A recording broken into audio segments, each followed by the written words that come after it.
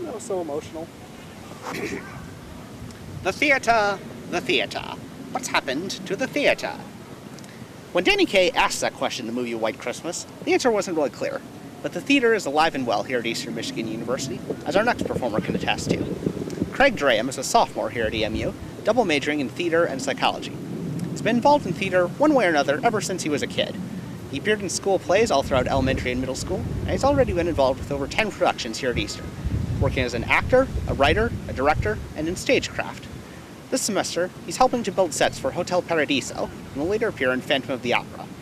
On the show today, Craig will be performing 2 monologues. The first is a scene from Aquas, in which Craig plays a seemingly insane young man who worships horses. In this scene, he describes the first time he ever rode a horse. The second is an original piece entitled Keyhole Lover. In it, Craig plays a man who describes his enjoyment of spying on his sister when she changes clothes, and how he finds no reason why this should be deemed shameful. Let's watch.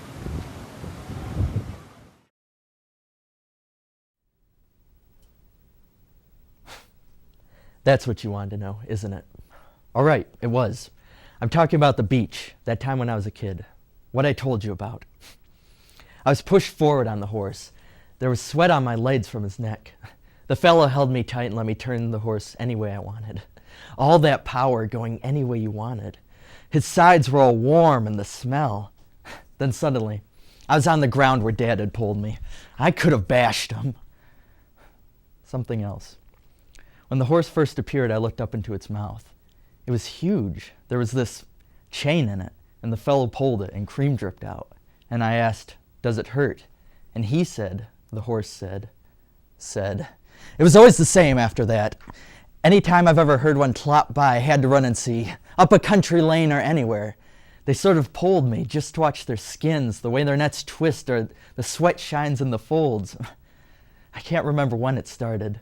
Mom reading to me about Prince, who no one could ride except one boy, or the white horse in Revelations. He that sat upon him was called Faithful and True. His eyes were as flames of fire, and he had a name written that no man knew but himself.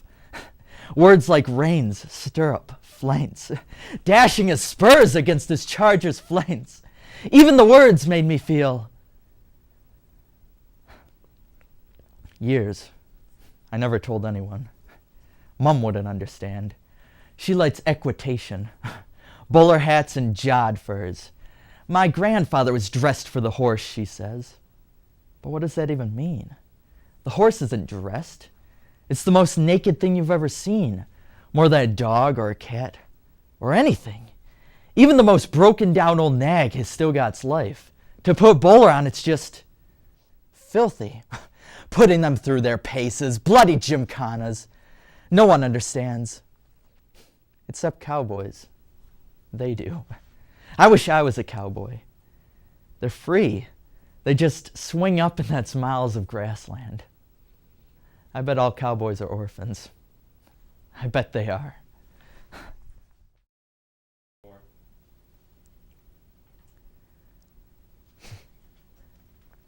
She didn't spot me at first, watching her taking baths and brushing her hair. You open the bathroom door and she's standing in front of the mirror, looking at herself and touching herself and checking herself out. I try to find excuses to come in on accident and take a quick look. I mean, there's nothing weird about this, but she would smile. I saw her smile. True, she is my sister, but I don't want to screw her. I mean, she is pretty good looking, so the other guys tell me. And she knows it, so she doesn't mind when I came in on accident. Like with her and her boyfriend, Martin. Them on the couch, and I was watching them from the kitchen, making the, excuse me, pardon me, I have to pass through here to the kitchen, or to the TV room to watch this particular program at this real specific time. There was this understanding between us. Her and Martin would get very quiet and passionate, and he'd want to go all the way. That's his expression. I don't say jerky things like that. And I would look. I would look and not get excited. I was just studying the both of them, and I wouldn't jerk off or nothing weird. I would only watch.